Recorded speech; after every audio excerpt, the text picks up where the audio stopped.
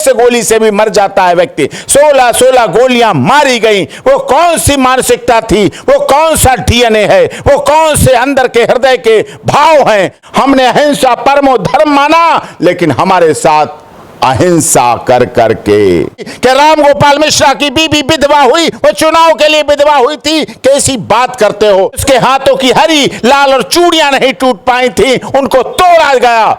उनके माथे की बिंदिया और सिंदूर को मिटा दिया गया।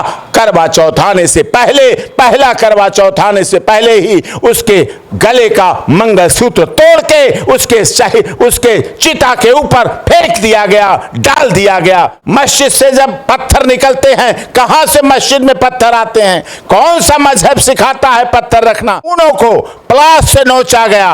वो कौन सी दरिंदगी थी, वो कौन सा मानवीयपन, बहशीपन था, वो कौन सा राक्षस प्रवृत्ति थी जो नाखूनों से प्लास को खींचा गया। राइज की घटना तो एक बहाना है। मुगलिया शासन में घुसने जा रहे हैं और आप पूजा पाठ बंद कर दें, अपने मंदिरों में ताले डाल दें, भगवा ध्वज को उतार के रख लें और आप सामूहिक धर्म परिवर्तन करें। बहराइच की घटना तो एक बहाना है, बहराइच की घटना तो एक बहाना है, लेकिन उनका इरादा यही है कि उत्तर प्रदेश को फिर से बर्बाद कर दें, फिर से उत्तर प्रदेश में लॉ एंड ऑर्डर की व्यवस्था को खराब कर दें, फिर से उत्तर प्रदेश में हिंदू मुसलमान को लड़ते हुए देखना चाहते हैं। आज उत्तर प्रदेश का हिंदू और मुसलमान एकता अखंडता के साथ रह रहा। ये वही लोग हैं जो कहते थे अगर अयोध्या में प्रभु श्री राम का मंदिर बना तो क्या से क्या हो जाएगा, लेकिन मक्खी भी नहीं बनी और प्रभु श्री राम का भव्य मंदिर बन गया। देश के करोड़ों लोग वहां दर्शन के लिए आते हैं, दर्शन कर रहे हैं।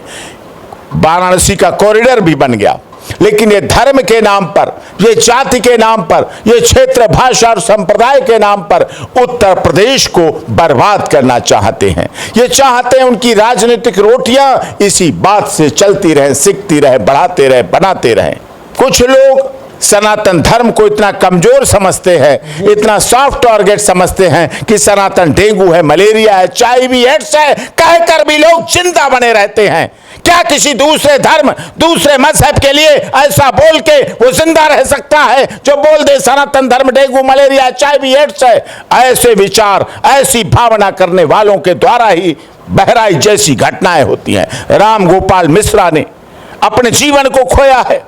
मस्जिद से जब पत्थर निकलते हैं, कहां से मस्जिद में पत्थर आते हैं? कौन सा मजहब सिखाता है पत्थर रखना? मजहब नहीं सिखाता आपस में बैर रखना। हिंदी है, हम वतन है हिंदुस्तान हमारा। हमने तो बचपन में ये कविताएं सीखी हैं, हमने तो इस पर चलने का काम किया है, लेकिन ये चीजें हुई हैं। मस्जिद से पत्थराव हुआ और फिर एक से गोली से भी मर जाता है व्यक्ति। 16 गोलियां मारी गई। वो कौन सी मानसिकता थी, वो कौन सा डीएनए है, वो कौन से अंदर के हृदय के भाव हैं जो एक ऐसे सनातन धर्म, जो मां दुर्गा, मां भगवती की नवरात्रि के बाद 9 दिन पूजा के बाद, 9 दिन व्रत रखने के बाद उनकी मूर्ति का विसर्जन करने जा रहे थे, उनके साथ ऐसी घटना हुई। उस महिला से पूछिए, राम गोपाल मिश्रा की विधवा, युवा विधवा, जिसका अभी 80 से 85 दिन हुए विवाह हुए, जिसके अभी हाथों की मेहंदी नहीं छूटी थी, लेकिन उसे विधवा बना दिया गया। उसके हाथों की हरी लाल और चूड़ियां नहीं टूट पाई थी, उनको तोड़ा गया। उनके माथे की बिंदिया और सिंदूर को मिटा दिया गया। करवा चौथ आने से पहले, पहला करवा चौथ आने से पहले ही उसके गले का मंगलसूत्र तोड़ के उसके चिता के ऊपर फेंक दिया गया, डाल दिया गया। वो कौन सी ताकतें थीं जो उसके बिछुआ और पाजेब को उतार के फेंक दिया गया? क्यों? क्योंकि वो माता दुर्गा की पूजा करता था। क्यों? क्योंकि वो भगवा झंडा लेकर चल रहा था। क्यों? क्योंकि वो सनातन धर्म में पैदा हुआ, क्योंकि वो राम गोपाल मिश्रा था, इसलिए उसकी हत्या की गई, इसलिए उसके साथ ऐसा बर्ताव किया गया, इसलिए उसके साथ ऐसा व्यवहार किया गया। इस पर हमें कठोर से कठोर कानूनी कार्रवाई होनी चाहिए और ऐसे दंड मिलना चाहिए, ऐसा संदेश मिलना चाहिए जिससे दोबारा ऐसा डीएनए पैदा होता है, जो ऐसा भाव पैदा होता है, जो हमारे सनातन धर्म के लोगों के ऊपर हम भी 12 भगवात का सम्मान करते हैं, हम भी ताजिए का सम्मान करते हैं, लेकिन हमारे धर्म का, हमारी धार्मिक यात्राओं का, हमारे सनातन धर्म का भी आपको सम्मान करना होगा, इज्जत करनी होगी, तभी लेकिन चल सकेगा। बहुत लोग इस बात को लेके कह रहे हैं कि वो मुस्लिम बाहुल्य इलाका था। ये इलाका तो हमने डिसाइड नहीं किया था, हम तो पूरे हिंदुस्तान को अपना हिंदुस्तान समझते, अपना घर समझते हैं। लेकिन ये लोग कौन है जो इलाका डिसाइड करते हैं कि भैया ये हमारा इलाका हुआ, आप हमारे इलाके से निकलेंगे तो यही हश्र आपका होगा? आखिर ऐसे लोग आते कहां से? कोरोना काल में उत्तर प्रदेश सरकार ने, केंद्र सरकार ने सबका साथ, सबका विकास, सबका विश्वास, सबके स्वास्थ्य की कामना के साथ क्या इलाका बांट के वैक्सीन लगवाई थी?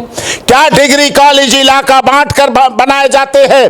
क्या अस्पताल इलाका बांट कर बनाए जाते हैं कि यहाँ यही धर्म के लोग आएंगे अस्पताल में, यहाँ इसी धर्म के लोग स्कूल में आएंगे? क्या योगी जी विदेशों से फैक्ट्रियां लगवा रहे हैं उत्तर प्रदेश में? क्या धर्म के नाम पर वहां नौकरियां मिलेंगी? क्या धर्म के नाम पर उत्तर प्रदेश में शिक्षा मिलेगी? क्या धर्म के नाम पर स्वास्थ्य मिलेगा? कभी नहीं। योगी जी ने सब धर्मों के लिए काम किया है। उत्तर प्रदेश सरकार हो चाहे केंद्र सरकार हो, सब धर्मों के लिए लगातार काम करती है। लेकिन बदले में उनको क्या मिलता है, उनके साथ क्या होता है, वो सबको दिख रहा है। बहराइच की घटना में वो दिखा है।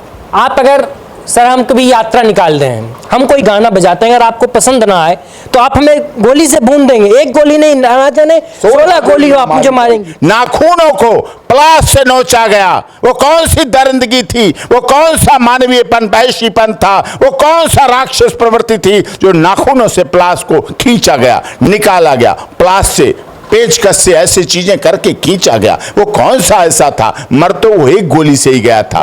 लेकिन ऐसी बात क्या है? क्या धर्म में यही होता है? क्या धार्मिक मानसिकता यही दिखाती है? ये बिल्कुल गलत हुआ। इसकी भर्त्सना होनी चाहिए और केंद्र सरकार और राज्य सरकार को इस पर कठोर कार्रवाई करके ऐसे कानून में नियम बनाने चाहिए, ऐसा परिवर्तन करना चाहिए कि दोबारा ऐसे किसी घटना का अंजाम ना हो पाए ऐसा। लेकिन सर ये एक पूरा जो इकोसिस्टम है, जो सोशल मीडिया से एक नैरेटिव सेट किया जाता है, पहले उस नैरेटिव को सेट करने का प्रयास किया जाता है, फिर उसको जमीन पे उतारा जाता है। अब वो लोग कह रहे हैं कि ये जो रूट डिसाइड किया गया था, इसमें पुलिस प्रशासन की नाकामी रही। पुलिस प्रशासन को पहले वो रास्ता डिसाइड कर लेना चाहिए। जब आपको पता था कि वो मुस्लिम बाहुल्य इलाका था तो आपको उस रास्ते से यात्रा ही नहीं ले जानी चाहिए थी। ये सारा ठीकरा जो है साफ साफ हिंदू समुदाय के लोगों और पुलिस प्रशासन पे फोड़ने का प्रयास किया जा रहा है। देखिए, ये कोई टारगेट नहीं है। ये कहाँ लिखा है कि मस्जिदों में गोली रखी जाए, बंदूकें रखी जाएं? मस्जिद धर्म का प्रतीक है, आस्था का प्रतीक है, श्रद्धा का प्रतीक है, भक्ति का प्रतीक है। इस्लाम धर्म कहाँ सिखाता है ये हैवानियत? इस्लाम धर्म में कहाँ लिखा है कि नाखूनों को खींच लो? इस्लाम धर्म में कहाँ लिखा है कि गोली मार दो अपने सामने से जो यात्रा निकाल के जा रहा हो? इस्लाम तो नहीं सिखाता है, इस्लाम में तो नहीं लिखा होता है। ताजिए पर निकलते हैं सभी लोग, ऐसा तो हिंदू नहीं करता है, सनातन धर्म को मानने वाला तो नहीं करता है। उसको सम्मान करता है, वो तो आस्था रखता है, श्रद्धा रखता है। लेकिन उसी के साथ ऐसा क्यों होता है ये सोचने की। इलाका टारगेट करेंगे आप तो इलाका टारगेट कैसे होगा? वो किस तरह से, अगर वहां जो हिंदू रह रहे हैं उनकी आस्था कैसे बनेगी? वो कैसे देखेंगे यात्रा को निकलते हुए? वो कैसे भाव व्यक्त करेंगे? उन्होंने भी डोनेशन दिया है, उन्होंने भी श्रद्धा व्यक्त की, वो भी स्वागत करना चाहते हैं यात्रा का, वो भी सम्मान करते हैं। जहांगीरपुर में घटना हुई, क्या यात्रा की बात थी? नूह मेवात में घटना हुई, क्या जगह की बात थी? क्या इलाके की बात थी? पहले से पहाड़ियों पर बैठकर लोग तैयारी के साथ बैठे थे और उन पर फायरिंग की गई, पथराव किया गया, गोलियां चलाई गई, महिलाओं पर, बच्चियों पर, गर्भवती महिलाओं पर जो सिर्फ हाथों में बेलपत्री, धतूरा, नारियल और सफेद पुष्प, कच्चा दूध और गंगा जल ले जा रहे थे, उन पर हमले हुए गए। और इसी तरह, क्योंकि हम लोग हिंसा में विश्वास नहीं करते, हम अहिंसा परमो धर्म कहते हैं। हमने अहिंसा परमो धर्म माना, लेकिन हमारे साथ अहिंसा कर करके अहिंसा पर हिंसा ने गोलियां चलाई हैं, अहिंसा पर हिंसा ने पथराव किया है, अहिंसा पर हिंसा ने तलवारें निकालकर हत्याएं की हैं। इसलिए इस अहिंसा परमो धर्म के अगले वाले नारे को भी आपको देखना होगा। अच्छा सर, पहले होता था कि कभी शोभा यात्रा, रामनवमी वगैरह पे इस प्रकार की पथराव की घटनाएं सामने आती थी, लेकिन अब पिछले कुछ दिनों से ऐसा हो गया है कि एक भी ऐसा त्योहार नहीं बचता है जिसपे कहीं ना कहीं पूरे देश में कहीं ना कहीं से ये पथराव की घटना निकल कर, अभी कुछ दिन पहले विश्वकर्मा पूजा, उस पर पथराव की घटना निकल कर सामने आ गई। इस पे क्या मैसेज देने? इसका मतलब ये है कि अब आप मुगलिया शासन में घुसने जा रहे हैं और आप पूजा पाठ बंद कर दें, अपने मंदिरों में ताले डाल दें, भगवा ध्वज को उतार के रख लें और आप सामूहिक धर्म परिवर्तन करें। इसका अर्थ ये हुआ है कि ना आप विश्वकर्मा पूजा कर सकते हैं, ना आप गणेश चतुर्थी कर सकते हैं, ना नवरात्रों में पूजा कर सकते हैं, ना अपने रामनवमी पे कर सकते हैं, ना अष्टमी पे कर सकते हैं, कुछ भी नहीं कहा। ऐसा नहीं चलेगा। ये भारत अगर अहिंसा के सिद्धांत पर चलता है, अगर भारत महात्मा गांधी के नॉन वायलेंस को मानता है, तो भारत प्रभु श्री राम की भी पूजा करता है, जो धनुष बाण से हर समय सुसज्जित रहते थे।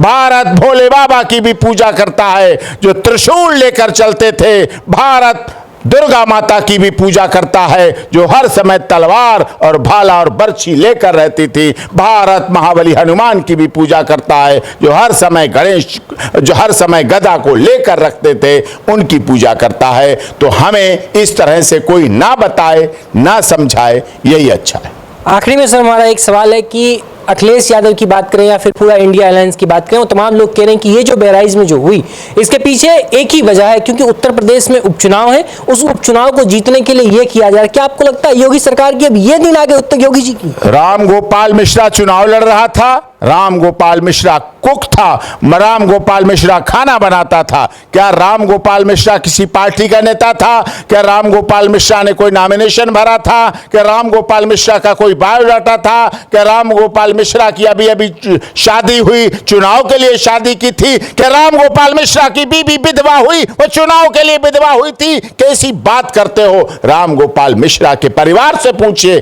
चुनाव की बात राजनीति वाले करेंगे, वोट बैंक की करेंगे, चुनाव आएगा जाएगा, सत्ता आएगी जाएगी, लेकिन याद रखिए राम गोपाल मिश्रा की पत्नी विधवा हुई है। उसके विधवा होने के बदले में क्या